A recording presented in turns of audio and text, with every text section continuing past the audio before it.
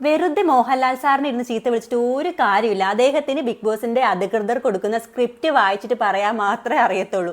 അദ്ദേഹത്തിനോട് ഇങ്ങനെയായിരിക്കും പറഞ്ഞിട്ടുണ്ടാവുക, എന്താ മോളെ ജയിലിൽ നടന്നത്, എന്താ മോനെ, അല്ലെങ്കിൽ എന്താ ജാസ്മിനെ, അത്രയും ചോദിക്കാനായിരിക്കും പറഞ്ഞു വിട്ടിട്ടുള്ളത്. അതെന്തായാലും ലാലേട്ടൻ ചെയ്തിട്ടുണ്ട്. ഈ സ്ഥാനത്ത് ജാസ്മിനെ ജിൻഡോയാണ് അടിച്ചിരുന്നെങ്കിലോ, ആ ഒരു ചെറിയ അടിയെങ്കിൽ ചെറിയ അടി, ആ ചെറിയ അടി ജാസ്മിനെ ജിൻഡോ ആണ് അടിച്ചിരുന്നെങ്കിലോ, ഇപ്പൊ ജിൻഡോ വീട്ടിൽ പോയിരുന്ന ബിഗ് ബോസ് ഷോ കാണേണ്ട അവസ്ഥ വന്നേനെ. ശരിക്കും പറഞ്ഞാൽ ഈ ആണുങ്ങൾ അടിക്കുമ്പോൾ മാത്രമുള്ള പ്രശ്നമുള്ളൂ. എന്താ സ്ത്രീകൾക്ക് എന്തിനാണ് ഇത്രയും അധികം ഒരു ഇത് കൊടുക്കുന്നതിന്റെ കാരണം എനിക്കറിയില്ല. ഒരു പക്ഷെ പറയാതിരിക്കാം ജിൻഡോ ഒരു പരാതി ഇല്ല എന്ന് പറഞ്ഞു, അല്ലെങ്കിൽ ജിൻഡോ ക്ഷമിച്ചു അതുകൊണ്ടാണെന്ന്. എന്നാ പിന്നെ റോക്കി അടിച്ചതിൽ സിജോയും ക്ഷമിച്ചിട്ടുണ്ടായിരുന്നല്ലോ, സിജോയ്ക്കും പരാതി ഇല്ല എന്നല്ലേ പറഞ്ഞത്. ശരിക്കും പറഞ്ഞാൽ ജനങ്ങളുടെ കണ്ണിൽ പൊടിയിടുക, ചോദിക്കുകയും ചെയ്തു എന്നാൽ ചോദിക്കുകയും ചെയ്തില്ല എന്നുള്ള രീതിയിൽ ന്യൂട്രലായി നിന്നിട്ട് ലാലേട്ടൻ എല്ലാ തവണയും വരുന്ന പോലെ ഒന്ന് പറഞ്ഞിട്ട് പോയി. ശരിക്കും പറഞ്ഞാൽ ലാലേട്ടൻ ഒരു കാര്യം ചോദിച്ചു, മാറിക്കിടന്നാൽ പോരായിരുന്നോ ജാസ്മിനെയും ചോദിച്ചു. അത്ര അവിടെ ചെയ്താൽ മതിയായിരുന്നു. ഉറങ്ങിക്കിടക്കുമായിരുന്നു ജിൻഡോ. ഉറങ്ങിക്കിടന്ന ജിൻഡോനെയാണ് ജാസ്മിൻ തട്ടി വിളിച്ചെഴുന്നേൽപ്പിച്ചത്. മനഃപൂർവ്വം ജിൻഡോ കുറേ കാര്യങ്ങൾ പ്രവോക്ക് ചെയ്തുകൊണ്ടേയിരുന്നു. അപ്പുറത്തേക്ക് മാറിക്കിടന്നുറങ്ങിയാൽ തീരാവുന്ന പ്രശ്നം ഉണ്ടായിരുന്നുള്ളൂ. എന്നിട്ടും ഈഗോ ഹേർട്ട് ആയതുകൊണ്ടാണ് ജാസ്മിൻ തല്ലിയത്.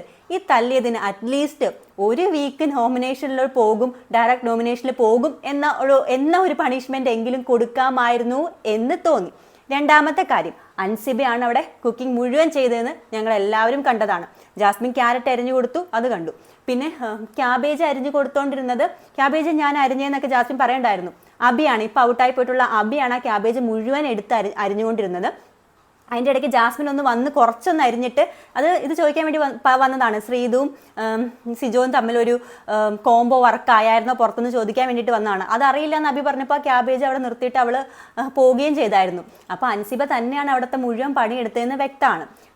ജിൻഡോയും ചെയ്തിട്ടില്ല, ജാസ്മിനും ചെയ്തിട്ടില്ല. പക്ഷെ ജാസ്മിൻ അത് അക്സെപ്റ്റ് ചെയ്യാൻ കാണിക്കുന്ന ഒരു ബുദ്ധിമുട്ട്, ശരിക്കും റെസ്പെക്റ്റ് ഒട്ടുമില്ലാത്തൊരു ബിഹേവിയർ ആണ് ലാലേട്ടനോട് കാണിക്കുന്നത്. അതായത് ലാലേട്ടൻ എന്ത് പറഞ്ഞാലും എനിക്ക് കുഴപ്പമില്ല, ഞാനിവിടെ എന്ത് വന്നാലും ഫൈനൽ ലിസ്റ്റ് വരുമെന്ന് എനിക്ക് ഉറപ്പുണ്ട് എന്ന ഒരു ഉറപ്പിൻ്റെ മുകളിൽ കാണിക്കുന്ന ഒരു ഇതായിട്ടാണ് തോന്നിയേക്കുന്നത്.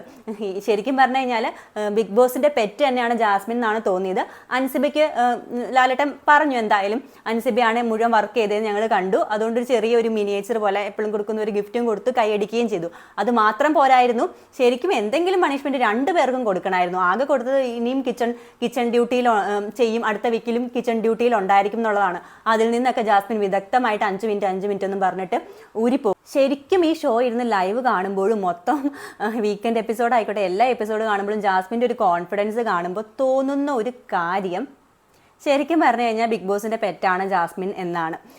ഇപ്പം ലാലേട്ടൻ പോയി കഴിഞ്ഞതിന് ശേഷം അവിടെ നന്ദനേനെ ജാസ്മിനും ഗബ്രിയും കൂടി ഇരുന്നിട്ട് ഉപദേശിക്കുന്നുണ്ട്, ഇങ്ങനെയൊക്കെ ചെയ്താൽ ഇവിടെ നിലനിൽക്കാം, പ്രേക്ഷകരുടെ ശ്രദ്ധ പിടിച്ച് പറ്റാം എന്നൊക്കെ. ഇവരുടെ വിചാരം ഇവർക്ക് പ്രേക്ഷകരുടെ ശ്രദ്ധ പിടിച്ച് പറ്റിയത് കൊണ്ടാണ്. ചിലപ്പോൾ ഗബ്രി അങ്ങനെയായിരിക്കും വിചാരിക്കുന്നത്. പക്ഷേ ജാസ്മിൻ്റെ ഒരു കോൺഫിഡൻസ് കണ്ടിട്ടുണ്ടെങ്കിൽ ആരോ ബിഗ് ബോസിൻ്റെ ഫൈനൽ ടോപ്പ് 5 ഉണ്ടാകും, അല്ലെങ്കിൽ ചിലപ്പോൾ കപ്പും കിട്ടും എന്നുള്ളൊരു ഉറപ്പ് കൊടുത്ത പോലെയാണ് ആ ജാസ്മിൻ്റെ കോൺഫിഡൻസും ആ ഒരു പെരുമാറ്റവും. ശരിക്കും ആ ഒരു മോഹൻലാൽ സാറിനോട് കാണിക്കുന്ന ആ ഒരു സമീപനം ഒട്ടും റെസ്പെക്റ്റ് ഇല്ലാതെയാണ്.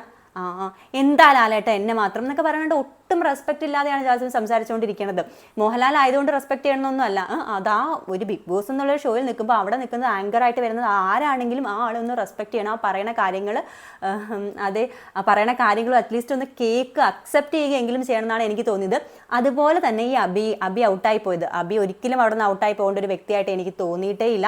വോട്ട് കിട്ടിയിരുന്നു എന്നാണ് എനിക്ക് തോന്നുന്നത്. അല്ലാതെ പ്രേക്ഷകരുടെ അഭിപ്രായം മാനിച്ചെന്ന് ഇടയ്ക്കിടയ്ക്ക് പറഞ്ഞിട്ട് ഞങ്ങളുടെ കണ്ണിൽ പൊടിയിടണ്ട. ഇത് ഞങ്ങളുടെ അഭിപ്രായം മാനിച്ചിട്ടൊന്നും അല്ല ജാസ്മിനും റസ്മിനും അവിടെ സേവ് ആയതെന്നും അബി ഔട്ടായതെന്നും ലൈവ് കാണുന്ന അല്ലെങ്കിൽ വോട്ട് ചെയ്യുന്ന ഞങ്ങളെപ്പോലുള്ള സാധാരണക്കാർക്ക് ഉറപ്പായിട്ടും മനസ്സിലാകുന്ന കാര്യമാണ്. നിങ്ങളുടെ അഭിപ്രായം, നിങ്ങളുടെ ഇതിൽ നിന്ന് കണ്ടതിൽ നിന്ന് നിങ്ങൾക്ക് മനസ്സിലായ കാര്യങ്ങളൊക്കെ ഉറപ്പായിട്ടും കമൻറ്റ് ചെയ്യുമെന്ന് ഞാൻ പ്രതീക്ഷിക്കുന്നു. അപ്പോൾ അടുത്ത വീഡിയോ ആയിട്ട് കാണുന്നവരേക്കും ബൈ ഫ്രം വർഷ വിയോ.